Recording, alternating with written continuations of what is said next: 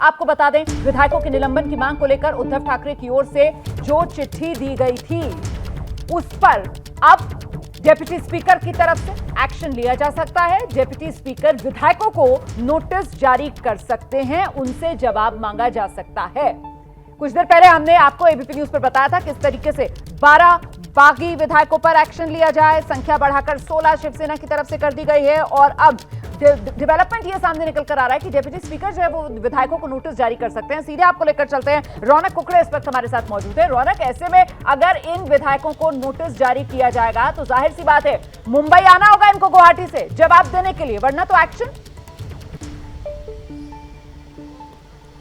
जी, निश्चित तौर पर रोमाना यही रणनीति जो है वो शिवसेना की यहाँ पर देखने को मिल रही है और इसीलिए डिप्टी स्पीकर के पास कल देर रात को जो पिटीशन फाइल की गई थी, पहले 12 विधायकों का नाम था, उसमें जोड़कर 4 और विधायक यानी कुल मिलाकर 16 विधायकों की विधायकी जो है वो रद्द करने की इस पिटीशन में मांग की गई है। ये कुल मिला के जो हमने जानकारी हमारे सूत्र बता रहे हैं, विधान भवन के जो बड़े अधिकारियों से हमने बात की है कि इसकी प्रोसेस क्या होगी। तो पहले जो है जब पिटीशन फाइल की गई है तो उसकी हियरिंग विधानसभा उपाध्यक्ष लेंगे और उसके बाद जिन विधायकों का नाम है जिनको लेकर शिवसेना ने आपत्ति दर्ज कराई है, ऐसे लोगों को नोटिस दिया जा सकता है और नोटिस देने के बाद उन्हें फिजिकल तौर पर भी या फिर आजकल जो कि कोरोना का काल चल रहा है और खासतौर से अभी भी केसेस जो है वो लगातार बढ़ रहे हैं, ऐसे में वीडियो कॉन्फ्रेंसिंग के जरिए भी इन विधायकों की बात जो है विधानसभा के उपाध्यक्ष सुन सकते हैं। लेकिन ये लंबी प्रोसेस इसलिए लग रही है क्योंकि एक दिन में अगर वीडियो कॉन्फ्रेंस की अगर बात की जाए और फिजिकल तौर पर भी अगर विधायक यहाँ पहुंचते तो कम से कम एक दिन में 2 से 3 विधायकों की हियरिंग ही पॉसिबल दिख रही है। यानी ये मामला जो है लंबा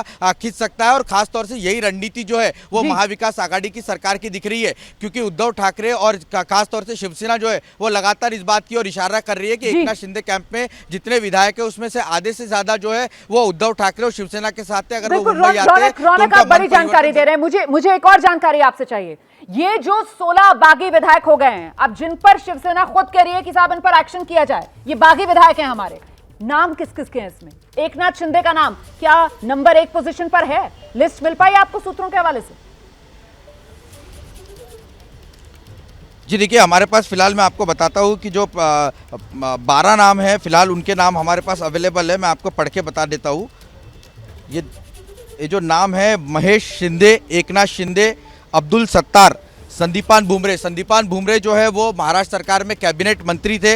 इसके अलावा भरत गोगावले, संजय शिरसाट, जिनकी चिट्ठी कल सामने आई थी रोमाना, हमने लगातार दर्शकों को बताया उन्होंने किस तरह से उनको अयोध्या जाने से उद्धव ठाकरे रोक रहे थे, वो उन्होंने अपनी बात चिट्ठी में रखी है। इसके अलावा यामिनी जाधव का नाम है, भास्कर जाधव का नाम जो है वो सामने निकल कर आ रहा है। ऐसे कुछ करीबन 12 विधायक है। अनिल बाबर, बालाजी किनीकर, एकनाथ शिंदे, तानाजी सावंत, ऐसे कुल 12 विधायकों के नाम फिलहाल सामने निकल कर बिल्कुल 12 विधायकों के नाम जो कल ही सामने आ गए थे, 4 और विधायकों के नाम इसमें शिवसेना की तरफ से आज जोड़ दिए गए हैं। कुल संख्या 16, जो खुद शिवसेना की तरफ से ये कहा जा रहा है कि साहब ये हमारे बागी विधायक हैं, इन पर एक्शन हो और डिप्टी स्पीकर जो है इन्हें नोटिस जारी कर सकते हैं। ये इस वक्त की बड़ी खबर। और देखिए, अपने अलग अंदाज के लिए मशहूर हैं कैबिनेट मंत्री रामदास आठवले। आज फिर उद्धव ठाकरे पर निशाना साधा है उन्होंने, तंज कसते हुए कह रहे हैं उद्धव ठाकरे का समय चला गया, सरकार को बीजेपी और शिंदे की ही आना तय है।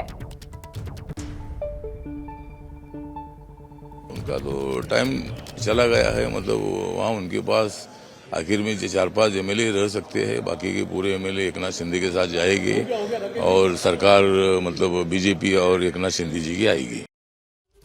तो महाराष्ट्र में ये जो सियासी भूचाल आया हुआ है, इस सब के बीच बीजेपी जो है वो पूरी तरीके से खामोश, शांत नजर आ रही है। केंद्र सरकार में मंत्री हैं राव साहब दानवे, कह रहे हैं बीजेपी अभी इंतजार करेगी। एक्चुअली महाराष्ट्र में जो मैंडेट मिला था वो भारतीय जनता पार्टी शिवसेना से मिला था और उसके बाद भी उन्होंने बगावत करके कांग्रेस, राष्ट्रवादी कांग्रेस के साथ सरकार बनाई। ये बनी हुई सरकार ना तो महाराष्ट्र की जनता को पसंद है, ना तो शिवसेना के एमएलए के लिए पसंद है और बार बार वही बोलते रहे कि भाजपा हमारी सरकार गिराने के चक्कर में है। भाजपा पहले से बोल रही है कि हम सरकार गिराने के चक्कर में नहीं है, हमें इसको गिराना नहीं है, ये खुद झगड़ा करेंगे और आपस में झगड़ के इनकी सरकार गिरेगी। वही आज हो रहा है। अब सरकार शिवसेना के एमएलए ने बगावत करके वो गुवाहाटी चले गए। भाजपा वेट एंड वॉच की भूमिका में है। हम उनके चक्कर में आज नहीं है। लेकिन लोकशाही में जो होता है वो देखेंगे आगे क्या होता है। लेकिन सर सेंट्रल मिनिस्टर धमकी देने वाला नहीं है, हम धमकी देंगे भी नहीं है, वो उनका अंदरूनी मामला है। वो कहते हैं ना, दूध का जला जो है वो छाछ को भी फूंक मार मार के पीता है। पिछली बार अजीत पवार के साथ सरकार बनाकर बीजेपी अपने हाथ जला चुकी है। इसी वजह से इस बार वेट एंड वॉच, ये कहा जा रहा है बीजेपी कि हम इसी फॉर्मूले पर आगे बढ़ रहे हैं। महाराष्ट्र में लगातार सियासी हलचल तेज होती हुई नजर आ रही है। इस वक्त महाविकास आघाड़ी सरकार को किस तरीके से बचाया जाए, किस तरीके से इस सियासी लड़ाई को लंबा खींच लिया जाए, एकनाथ शिंदे गुट को किस तरीके से नुकसान पहुंचाया जाए, इसी को लेकर इस वक्त बड़ी रणनीति बनाने में जुटे हुए हैं एनसीपी और शिवसेना। आपको बता दें, महाराष्ट्र में जो बैठकों का दौर है, इस वक्त एनसीपी सुप्रीमो शरद पवार और शिवसेना की तरफ से संजय राउत और अब तो अनिल देसाई भी बताया जा रहा है बैठक के लिए पहुंच गए हैं। एक तरफ पहुंचे हुए हैं शरद पवार, उनके साथ महाराष्ट्र के जो गृह मंत्री हैं दिलीप वलसे पाटिल, वो भी इस बैठक में मौजूद हैं और साथ ही अनिल देसाई, संजय राउत इस वक्त वाईबी चौहान सेंटर में मौजूद हैं। सीधे अपडेट के लिए आपको लेकर चलेंगे। मेरे साथ मेरे सहयोगी जितेंद्र दीक्षित बने हुए हैं, लगातार पल पल का अपडेट दे रहे हैं। जितेंद्र, सरकार को किस तरीके से बचाया जाए, कैसे संकट आया सरकार पर उसको टाला जाए, इसी को लेकर मंथन चल रहा है। बिल्कुल, इस संकट से कैसे बचा जाए इसको लेकर मंथन चल रहा है। और मैं आपको बता दूं कि कौन कौन इस बैठक में शामिल हैं। इस वाईबी चौहान सेंटर में शरद पवार यहां पर करीब 11 बजे पहुंचे और 5 मिनट बाद ही संजय राउत शिवसेना के सांसद यहां पर पहुंचे हैं और एक और सांसद अनिल देसाई शिवसेना के, वो भी यहां पर पहुंच गए। और अभी अभी अर्जुन खोतकर नाम के शिवसेना के नेता वो यहां पर पहुंचे हैं। दिलीप वलसे पाटिल जो कि महाराष्ट्र के गृह मंत्री हैं, वो भी इस बैठक में मौजूद हैं और बीते आधे घंटे से यहां पर ये बैठक चल रही है और बैठक का एजेंडा साफ है कि किस तरह से इस लड़ाई को कानूनी तौर पर या फिर विधानसभा के फ्लोर पर अगर लड़ने की नौबत आती है तो कैसे इस लड़ाई को आगे बढ़ाया जाए। क्योंकि कल जिस तरह से शरद पवार ने इसी वाईबी चौहान सेंटर के बाहर प्रेस कॉन्फ्रेंस में ऐलान किया कि एनसीपी आखिरी घड़ी तक शिवसेना के साथ खड़ी है और ठाकरे सरकार अल्पमत में नहीं है। ठाकरे सरकार अल्पमत में है या नहीं, इसका फैसला विधानसभा के फ्लोर पर ही होगा और विधानसभा में फ्लोर टेस्ट के लिए सरकार तैयार है, ऐसा उन्होंने स्पष्ट किया था। वहीं दूसरी ओर शिवसेना की तरफ से भी अब ये स्पष्ट नजर आ रहा है कि शिवसेना जो है अपने हथियार डालने वाली नहीं है। उद्धव ठाकरे फिलहाल इस्तीफा देने के मूड में नहीं है। जिस तरह की कार्रवाई इन 16 विधायकों के खिलाफ, जो लोग एकनाथ शिंदे के पास गए हैं, उनके खिलाफ कार्रवाई के लिए डिप्टी स्पीकर को खत लिखा गया है और इस वक्त उस मामले में हियरिंग भी चल रही है, तो उससे साफ पता चलता है कि शिवसेना लंबी लड़ाई के लिए तैयार है। बिल्कुल, बड़ी जानकारी आप दे रहे हैं। देखिए, भले ही मुख्यमंत्री आवास वर्षा उद्धव ठाकरे ने खाली कर दिया हो, लेकिन उद्धव ठाकरे झुकेंगे नहीं, पीछे नहीं हटेंगे।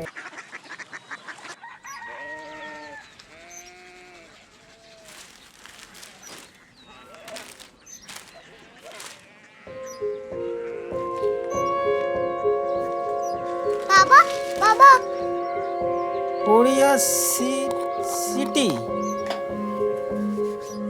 জানি না।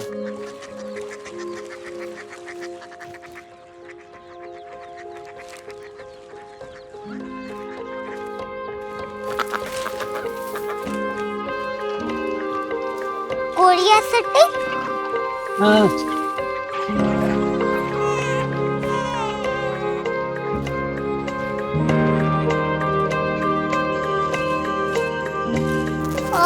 कोरिया सिटी कहाँ पे है? शहर अंग्रेजी लगे हैं।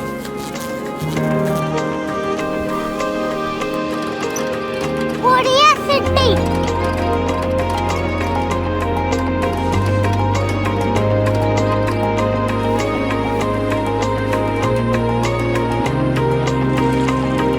वो बहुत दूर है।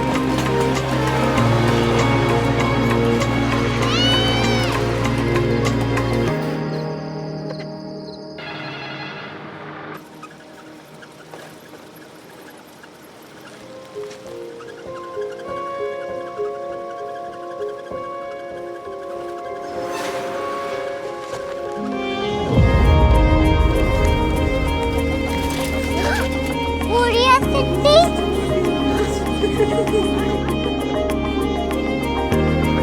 दुनिया को बोलना है, कुछ लोग बड़े होते हैं। कोरिया सिटी कहाँ है? प्रोफेसर साहब को पता होगा। हो, ये छोटा वाला ग्लोब लगता है और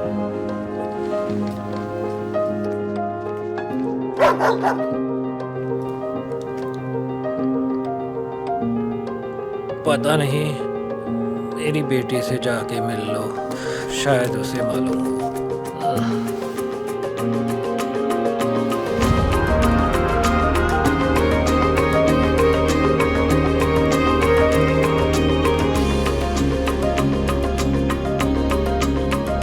हाय, बाबा ने भेजा है। Come here. Korea city.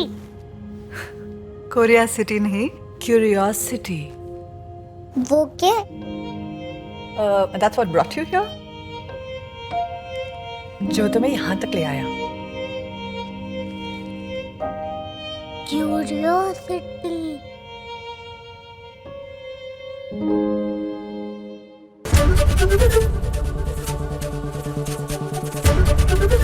ABP news आपको रखे आगे।